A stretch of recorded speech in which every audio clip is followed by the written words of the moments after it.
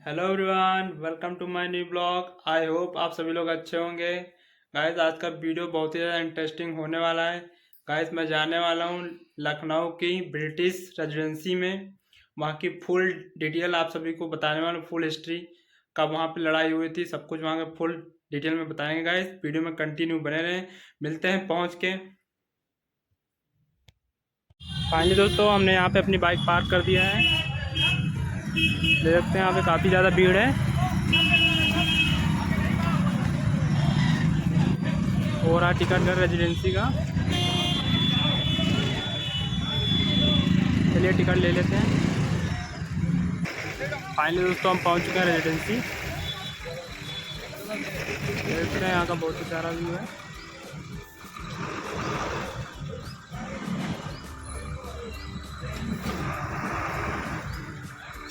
चलिए फटाफट टिकट ले लेते हैं गेट के सामने।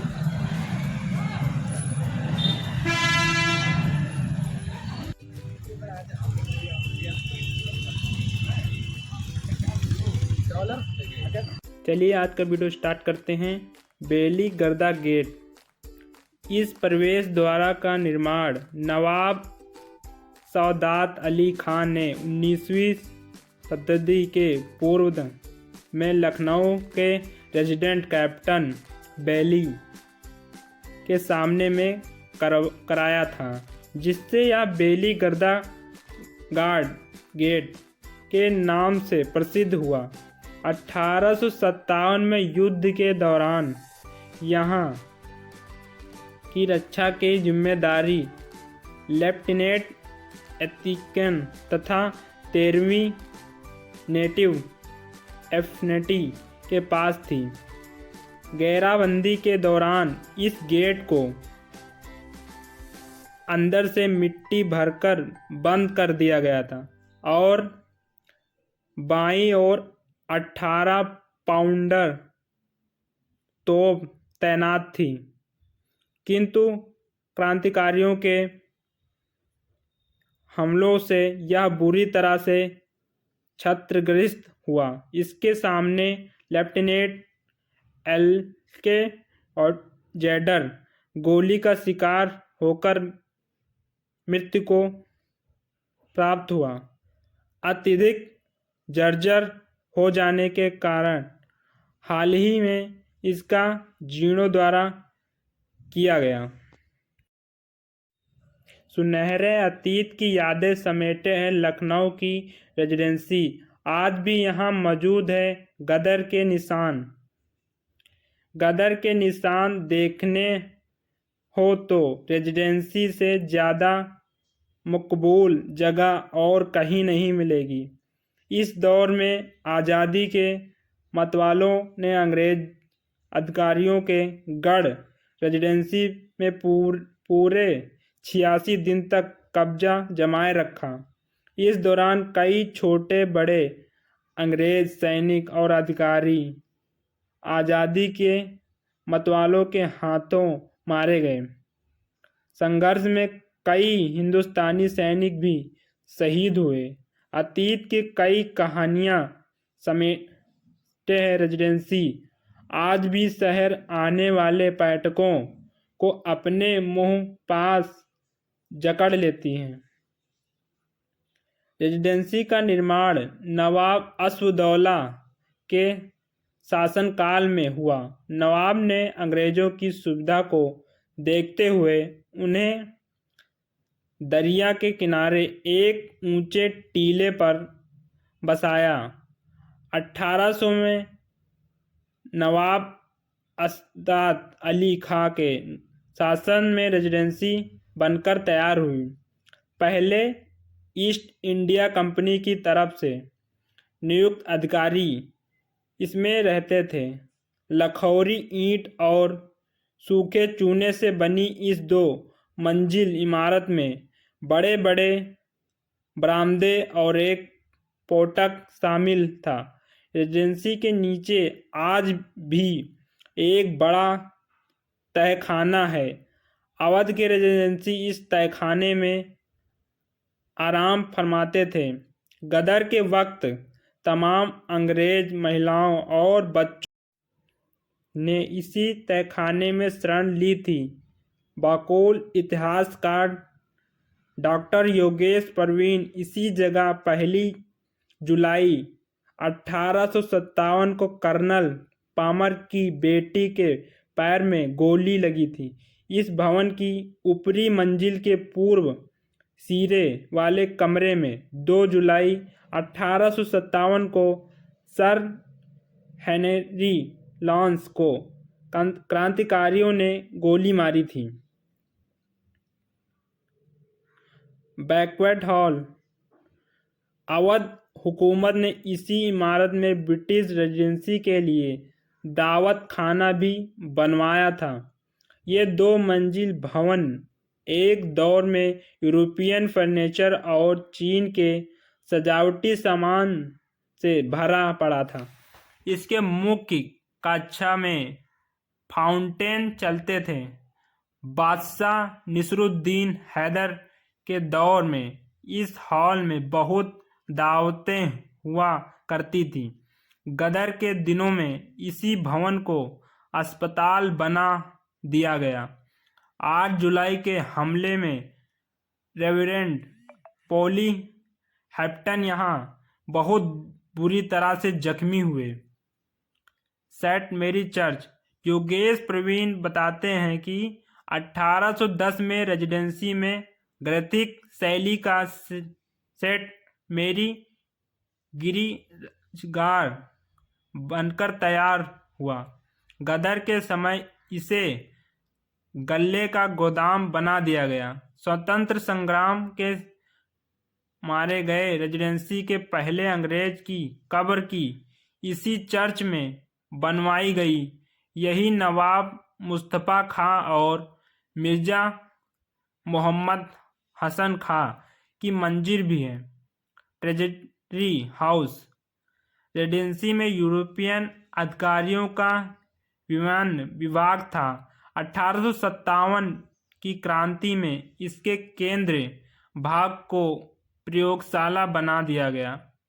इसमें इनफील्ड गन की कार्टेज बनाई जाती हैं। इसके निकट ही पुराने प्रगत के पास रेजिडेंसी का पोस्ट ऑफिस था, जिसमें गदर के समय टूल सेल्स का निर्माण होने लगा। हेनरी लॉन्स सर्मक इतिहासकार रोशन ताकि बताते हैं कि रेजिडेंसी में रहने वाले ब्रिटिश अधिकारियों में हेनरी लॉन्स बेहद कुशल प्रशासक था। गदर की लड़ाई में मरने वाले हेनरी की मजार पहले 51 फीट ऊंची और बड़े घेरे में बना था। 1904 में अंग्रेज शासन काल में उसी ये नई रूपरेखा दी गई। स्वतंत्र संग्राम में महत्व।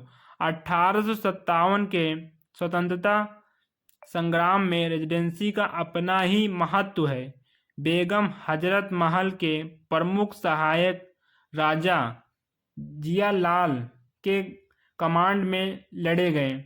चन्नाहट की लड़ाई के अगले दिन 30 जून 1857 को सदैव बरकत अहमद के नेतृत्व में हिंदुस्तानियों ने इस विदेशी गढ़ पर गोलीबारी शुरू कर दी थी।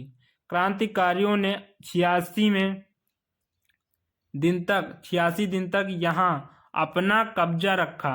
इस क्रांतिकारियों ने 86 दिन तक अपना कब्जा रखा। इसी दौरान तमाम अंग्रेज परिवार यहाँ कैद रहे। 17 नवंबर 1857 की रात मौलवी अहमद उल्ला शाह ने रेजिडेंसी पर आखिरी हमला किया, जिसके दूसरे दिन कर्नल कैम्पबेल कानपुर से सेना लेकर आए और फिर उस पर अंग्रेजों को अधिकार हो गया। लखनऊ प्राचीन इमारतों के लिए प्रसिद्ध है, लेकिन इसमें कई इमारतें स्वतंत्र आंदोलन की जंग की भी गवाह हैं, चाहे वह 1857 का गदर हो या रेजिडेंसी की घेराबंदी हो, बेगम हजरत महल का नेतृत्व हो गया या फिर काकोरी ट्रेन एक्शन जैसी ऐतिहासिक घटना। लखनऊ ने आज़ादी के संग्राम में बढ़ चढ़कर हिस्सा लिया और पूरे देश को प्रेरित करने की भूमिका निभाई। स्वतंत्र दिवस की 70वीं वर्षगांठ पर लखनऊ में 100 दिनता आंदोलन से जुड़ी प्रमुख घटनाओं के पृष्ठ को पलट रहे हैं आलोक प्राणकर। लखनऊ में तैयार होने लगी थी 1857 की गदर की पृष्ठभूमि। ये तो देश में अंग्रेज शासन के खिलाफ बगावत की चिंगारी 10 मई 1857 को मेरठ के विरुद्ध में भड़की थी, लेकिन उसके काफी पहले ही लखनऊ में इसकी पृष्ठभूमि तैयार होने लगी थी। 11 फरवरी 1857 को अवध राज्य को अधिकृत करने और वाजिद अली शाह को गद्दी छोड़ने के लिए विवाद करने के बाद से ही लोगों में अंग्रेज शासकों के प्रति नाराजगी बढ़ने लगी थी। लोगों को यह बात पसंद नहीं आई कि उनके धार्मिक स्थलों, नवाब के महलों पर अंग्रेज फौज तैनात करते जा रहे हैं। जिम्मेदार और तालुकेदार इस बात से भयभीत थे कि उसकी जमीन भी छीनी जा सकती है। व्यापारियों पर नए नए करों का भार बढ़ता जा रहा था। अंग्रेज शासक भी इसे असंतोष को महसूस करने लगे थे। मेरठ में बगावत की चिंगारी भड़कने और दिल्ली में कर्मचारियों का कब्जा होने की खबरें ने लखनऊ में इस असंतोष को हवा दी और यहाँ भी विरोध भड़क उठा। रेजिडेंसी चिन्हट, आलमबाग व मांटिनियर, सिकंदराबाद जैसी जगहों पर घमासान युद्ध हुआ। 30 जून 1857 में वृद्ध सैनिकों ने हेनरी लॉरेंस की फौज को धूल चटा दी और उन्हें वापस जाना पड़ा। शायद खालिस्तान हैदर ने अपनी पुस्तक सवानाहत व सैलियन अवध में माना है कि लखनऊ में 30 जून से सैनिक विरोध का आरंभ हो गया और लखनऊ के साथ ही अवध के दूसरे इलाकों में भी इसकी शुरुआत होने लगी। रेजिडेंसी की घेराबंदी चिन्हट में वृद्ध सैनिकों से मिली शिकायत के बाद अंग्रेज सैनिकों और उनके परिवार के लोगों ने रेजिडेंसी में शरण ली थी। कई दूसरे क्षेत्रों के अंग्रेज भी यहां आकर छुप गए थे, लेकिन वृद्ध सैनिकों ने वहां भी उनका पीछा नहीं छोड़ा। बड़ी संख्या में वहां पहुंचकर उसे रेजिडेंसी को घेर लिया और जमकर गोलीबारी की। 1 और 2 जुलाई को जमकर हमले हुए। रेजिडेंसी करीब 86 तक क्रांतिकारियों के कब्जे में रही। विरुद्ध सैनिकों के हमलों में अवध के चीफ कमिश्नर हेनरी लॉरेंस की मौत हो गई। राजकीय अभिलेखागार के अभिलेखों के अनुसार 30 जून 1857 को चिन्हट की हार के एक दिन बाद अंग्रेजों ने प्राणरक्षण हेतु रेजिडेंसी में शरण ली।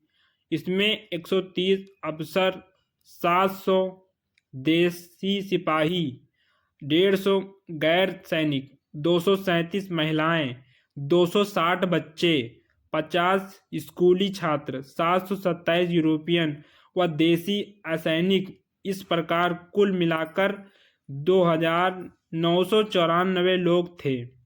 क्रांतिकारियों ने रेजिडेंसी को घेर लिया। क्रांतिकारियों द्वारा की गई गोलाबारी में हेनरी लॉरेंस मारा गया। 30 जून 25 सितंबर तक 86 दिन तक घेरा चलता रहा। 25 सितंबर को हवालॉक और आउटरम रेजिडेंसी तक पहुँचे, परंतु अनंत सर कॉलिन कैम्पबेल ने 25 नवंबर 1857 को रेजिडेंसी में घेरे अंग्रेजों को मृत्यु कराया। बेगम हजरत महल का नेतृत्व। हजरत महल जो वाजिद अली शाह की बेगम थी ने वीरता के साथ स्वतंत्र के आंदोलन में संघर्ष किया और अंग्रेजों का मुकाबला किया। क्रांतिकारियों को जब शाही खानदान का कोई वारिस ना मिला तो उन्होंने 5 जुलाई 1857 को वाजिद अली शाह के बेटे मिर्जा ब्रजेश कैदर को गद्दी पर बैठा दिया और मां हजरत महल तलांतान की मुख्तार बन गई। उन्होंने करीब 8 महीने शासन किया और फिर अंग्रेज सेना से जंग भी लड़ी। इस दौरान क्रांतिकारियों से जगह जगह हुए संघर्ष में जनरल जेम्स नील, मेजर हैंडसन जैसे अंग्रेज अधिकारियों की मौत की हुई। रॉलेट विला का व्यापक विरोध। रॉलेट विला के विरुद्ध में लखनऊ 1919 में हुई सभा भी ऐतिहासिक थी। यह एक ऐसा काला कानून था जिसमें बिना किसी सुनवाई के ही सरकार को किसी को भी मुजरिम ठहराना तथा सजा देने का अधिकार दिया गया था। राजकीय अभिलेखागार के अभिलेखों के अनुसार एक काला कानून रॉलेट विला के नाम से आया था। इसके विरुद्ध लखनऊ में सभा का आयोजन नवाब जुल कदर जंग की उपाध्यक्षता में किया गया था, जिसमें जाफर उल मुल्क, गोकर्ण नाथ मिश्रा, हरकंड नाथ मिश्रा, फिरंगी महल के मौलवी आयूब एपी सैन सहित 15,000 लोगों ने भाग लिया। काकोरी ट्रेन एक्सटेंशन ने अंग्रेजों को बुरी तरह डरा दिया था। स्वतंत्र आंदोलन की महत्वपूर्ण घटना काकोरी ट्रेन एक्शन लखनऊ के निकट काकोरी में हुआ। इस घटना में अंग्रेजों की बुरी तरह डरा दिया, जिसमें योजना के लिए शाहजहानपुर में 7 अगस्त 1925 को हुई बैठक में चंद्रशेखर आजाद, राम प्रसाद बिस्मिल्ला, अशफाक उल्ला खान, राजेंद्र नाथ लजडी, शशिनाथ बख्शी, मोहम्मद नाथ गुप्ता सहित कई क्रांतिकारियों ने शामिल होकर व्यापक योजना बनाई थी और तय किया गया कि सहारनपुर से लखनऊ आने वाली 8 डाउन फ्रेंचर से ले जाए जाने वाले अंग्रेज सरकार के खजाने को लूट लिया जाए। 8 अगस्त को असफल होने के बाद क्रांतिकारियों ने ऐसे 9 अगस्त को सफलतापूर्वक अंजाम दिया। इस घटना में जर्मनी में बने माउजर पिस्तौल का प्रयोग किया गया था। क्रांतिकारियों को लूट में फाइनली दोस्तों हम पहुंच चुके हैं अपने घर। गाइस आज का वीडियो यहीं पे एंड करेंगे। गाइस आप लोग कमेंट करें आप लोगों को हमारी दी गई इन्फॉर्मेशन कैसी लगी, और हमारे चैनल पर नए हैं तो हमारे चैनल को सब्सक्राइब करें और बेल आइकन को ज़रूर प्रेस करें ताकि हमारे आने वाली वीडियो की नोटिफिकेशन आप तक पहुंच सके। गाइस मैं हर वीडियो में कोशिश करता हूं कि थोड़ा हटके बनाऊं, थोड़ा अलग बनाऊं, और जितना कुछ हो सके मुझसे आप सभी को इन्फॉर्मेशन देने की कोशिश करता हूं जितने हमें नॉलेज हैं। गाइस हम और भी इससे ज़्यादा मेहनत इंटरेस्टिंग वीडियो आप सभी के लिए लाते रहेंगे। प्लीज़ आप लोग अपना सपोर्ट बनाए रहें और हमें सपोर्ट करें। मिलते हैं नेक्स्ट ब्लॉग में, तब तक के लिए बाय बाय, जय Hind, Vande Mataram and take care.